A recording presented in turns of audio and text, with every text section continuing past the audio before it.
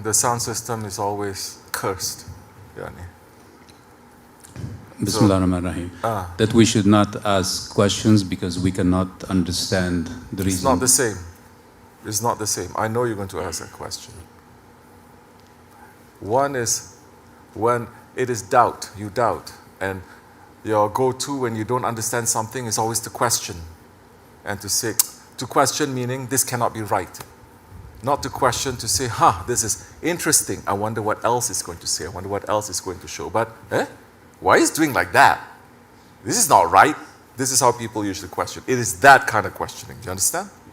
Yes. Because Shaykh Maulana also opens up. He says that you are going to question without me explaining it to you. Before I explain it to you. It's the first time that I see that kind of iteration, that kind of opening. Because everything, every mystery, every question, everything, it will be answered. It has answers. And if you ask properly, you just have to wait for the answers to come. People expect it through one way that the ego wants. They open their hand, they ask Allah, they expect, the ego expects to, if things fall from the sky, they say, then Allah exists, then this is the best. They will not expect things coming from here and there. Like the man who is drowning in the water, asking Allah for help, saying, if you send anyone, I'm only asking help from you and I'm only getting help from you. One ship came, man saying, hey, you're drowning, come. He says, no. Ya Rabbi, send me help. You are the one no one else is going to help me. Man, move away, he drowns. Then he's questioned and he's punished because he's saying, Ya Rabbi, why are you punishing me? I'm only relying on you. And Allah said, didn't I send someone to you to help you? But you're too proud. This is what it is when you don't have a shaykh. You're too proud. You want everything directly from Allah, directly from the Prophet. And now the sickness directly from awliyas. But the shaykh is more than just an awliya. The shaykh is what Shaykh Maulana says, he's a trainer for our wild egos. We're not coming here innocent. Don't think you're innocent. You or me, men's or women's, don't think just because you wear this, and you act like this, you are innocent. You're very wild. Until we accept this, our egos are very wild. Little bit giving here, you see how he's going to turn to a dragon, how he's going to turn to a monster, how he's going to... If you understand the ego is wild, that's the first step. Now you say, I need a trainer because I cannot help myself. If I'm poke here, I behave like this. I'm poke over there, I behave like this. Someone says something, you understand? So it is not that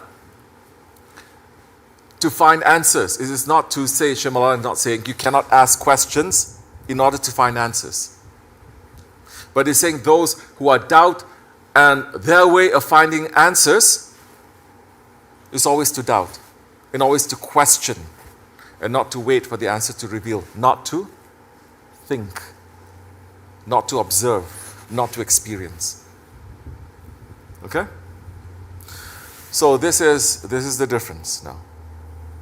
And each, according to the shaykh, they have their own specific styles. There are some times when even if he says, you can ask, there are certain times you should not ask.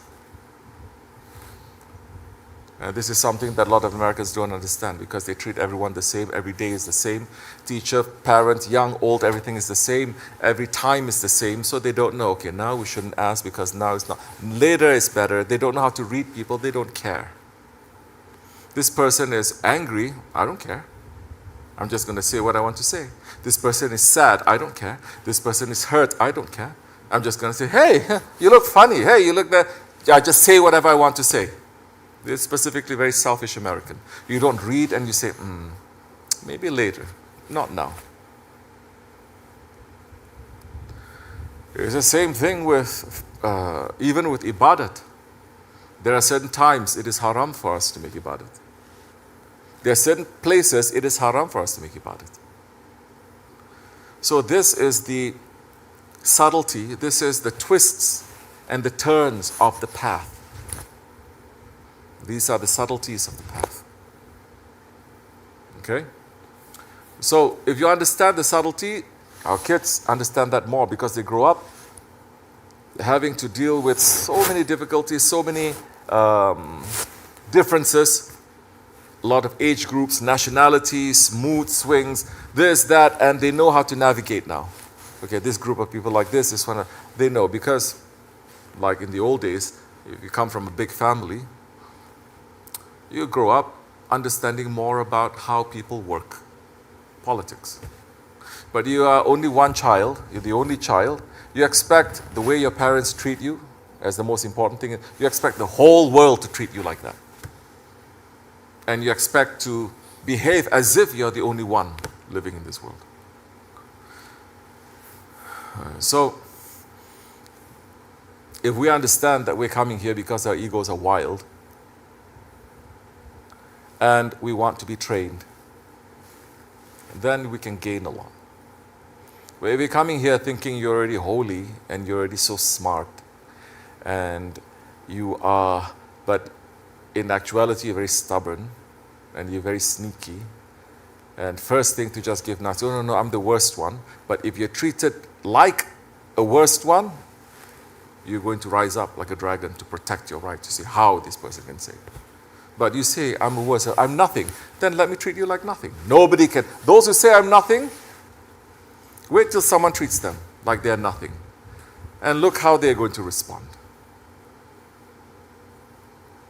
So all of us, we have to know where we are, what our responsibilities are in this way, and to find the answers. Then slowly you say, okay, I should stop asking these questions, because these questions are not really helping me to navigate the twists and the turns on this path. It's interesting questions, it's this, but it doesn't pertain to me. So you become more and more and more precise. At the very end, you say, whatever that jobs that I have to, that one I have to do. Again, we bring back the sohbats that we said last week, the week before. Inside the path, inside the way, you must find your lane. You must find your niche. You must find your job. So many of you haven't even found that yet. Some, they don't even care. They're tourists coming and going, not caring. Years passing. There you say, why you don't say, oh, so many excuses comes out, or so many accusations. Well, we tried, you're not treating me right, this and that, on and on. But if you say to the person now, don't act like this, you say, no, I'm nothing, I know nothing. So you see how sneaky now the ego is, always trying to find it out. So, then if you find something here, even if something small, you hold on to it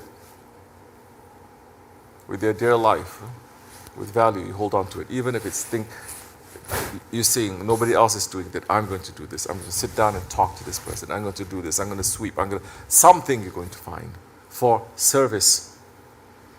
And that service, you're going to protect it, because that's a service that shaitan and the ego will start to attack. Because that is what matters. You made yourself to matter. So, if you are looking, if you're really searching, you think being in the association of the Shaykh is not going to open up to you? Definitely it will. If you're really searching and you open up not 2 years, 100 years you open up and you're looking, you'll find not only in the sohbat, you'll find in everywhere else the answer will come. So, we have to learn how to learn. This is step by step, inshallah. Assalamu alaikum.